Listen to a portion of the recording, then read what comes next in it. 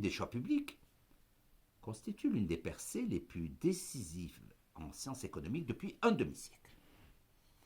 La traduction du mot public choice par théorie des choix publics est inappropriée, puisqu'il s'agit en réalité d'une théorie tant des mécanismes de la décision publique que du comportement des électeurs face à l'offre de biens publics.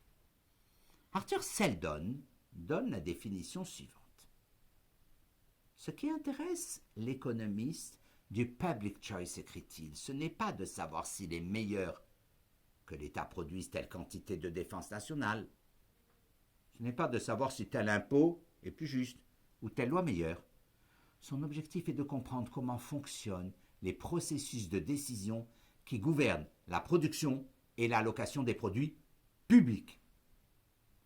On fait remonter habituellement l'origine intellectuelle du public choice à un ouvrage de James Buchanan et Gordon Tullock, The Calculus of Consent, 1962. Les lieux de naissance de ce courant sont aux États-Unis, le Center for Studies of Public Choice en Virginie et l'Université de Rochester à New York. Certains estiment que les théoriciens du public choice n'ont fait du reste qu'approfondir de façon révolutionnaire la tradition inaugurée par Frédéric Bastiat, et ils ont raison. Ce courant est aujourd'hui fortement représenté et ses idées sont véhiculées par la revue Public Choice. La méthodologie et les résultats acquis ont largement débordé l'accord des économistes, puisque la répartition des effectifs est de 45% d'économistes, 45% de politologues, 10% de juristes, sociologues et philosophes dans la société du public choice. Leurs idées peuvent être synthétisées de la façon suivante. La plus importante des institutions en ce qui concerne la production des biens publics est l'État. Les moyens de production de l'État sont d'une part le monopole d'édiction du droit, d'autre part le monopole légal de recours à la contrainte.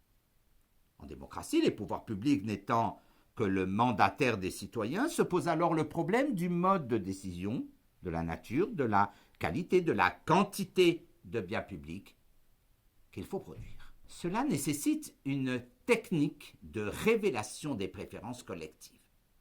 C'est ici qu'intervient le paradoxe de Condorcet. Ce dernier a montré la difficulté, voire l'impossibilité, de dégager une rationalité collective à partir du mode démocratique de consultation des préférences à la majorité des voix. Kenneth Arrow va reprendre ce paradoxe. Le théorème d'Arrow montre à son tour l'impossibilité mathématique de dégager une préférence collective en faisant la somme des préférences individuelles. Autrement dit, l'utilité collective ne reflète pas la somme des utilités individuelles. On définit dans ce cas le marché politique comme le processus grâce auquel des représentants élus, aidés de techniciens, dégagent une fonction de préférence collective à partir des vœux exprimés par la population lors des consultations électorales. Buchanan et Tullock vont alors s'efforcer de déterminer la façon dont fonctionne réellement le marché politique. L'analyse économique va rompre avec l'approche répandue en sciences politiques, en sociologie ou en droit public. Cette rupture s'analyse dans le postulat selon lequel il existerait un intérêt général identifié qui abolirait les intérêts individuels et qui expliquerait ainsi le développement de l'État moderne par une prise de conscience collective d'une nécessité toujours plus présente de socialisation des activités et de croissance des biens publics. Les économistes public choice estiment qu'il n'est pas logique de prendre comme hypothèse, d'une part, que l'individu serait maximisateur, évaluateur et soucieux de son intérêt propre dans le domaine économique, et d'autre part qu'il serait altruiste, désintéressé, dévoué à l'intérêt général dans le domaine politique. Plus vraisemblablement, certains biens publics sont présents dans la majorité des fonctions de préférence individuelle. Aussi n'est-il pas difficile aux hommes de l'État de les faire accepter.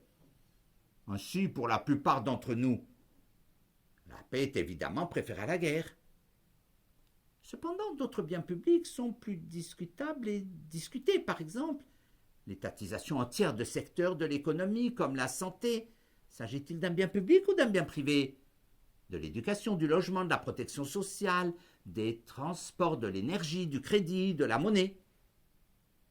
Le marché politique met donc en contact le citoyen demandeur de biens publics et l'État offreur de ces mêmes biens. Le citoyen demandeur est d'autant plus incité à rechercher l'obtention de certains biens publics qu'ils lui sont fournis gratuitement par la collectivité au nom de la solidarité nationale. En revanche, il est assez peu enclin à s'opposer à des dépenses qu'il considère purement comme abusives, parce qu'il ne devra supporter qu'une part infime du financement de cette nouvelle dépense. Les groupes de pression dépensiers, eux, ont intérêt à se coaliser, car ils ont un intérêt particulier clairement identifiable. Inversement, la coalition économe est très lourde à constituer et demeure spontanément passive. Face à cette demande, élus et fonctionnaires sont évidemment les offreurs. Ils agissent selon la définition de Buchanan, en entrepreneurs politiques soucieux d'écouler la quantité maximum de biens publics. Ils en retirent en effet considération, influence, pouvoir, rémunération. Ils sont donc spontanément favorables à la croissance des dépenses de l'État et au gonflement des services publics. L'homme politique apparaît de ce fait comme une sorte de chef d'entreprise spécialisé dans la fourniture des biens et services grâce aux services publics et les administrations. Il offre un produit, son programme, sur un marché, son canton, sa circonscription, son département, son pays, contre un prix, le nombre de voix requis, pour être élu.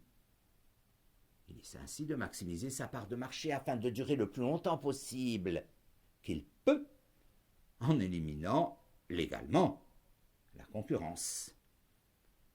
L'entrepreneur politique offre donc toujours plus de nouveaux services politiques.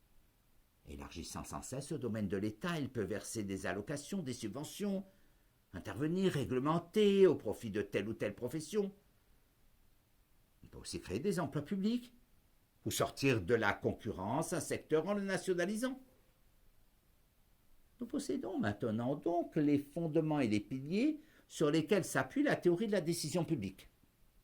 Dans une autre séquence, si vous le voulez bien, nous allons mesurer combien les entrepreneurs politiques, contrairement à ce que disent certains, sont des stratèges et évidemment remarquablement rationnels. À bientôt, chers amis, pour la deuxième et dernière rubrique sur la théorie de la décision publique.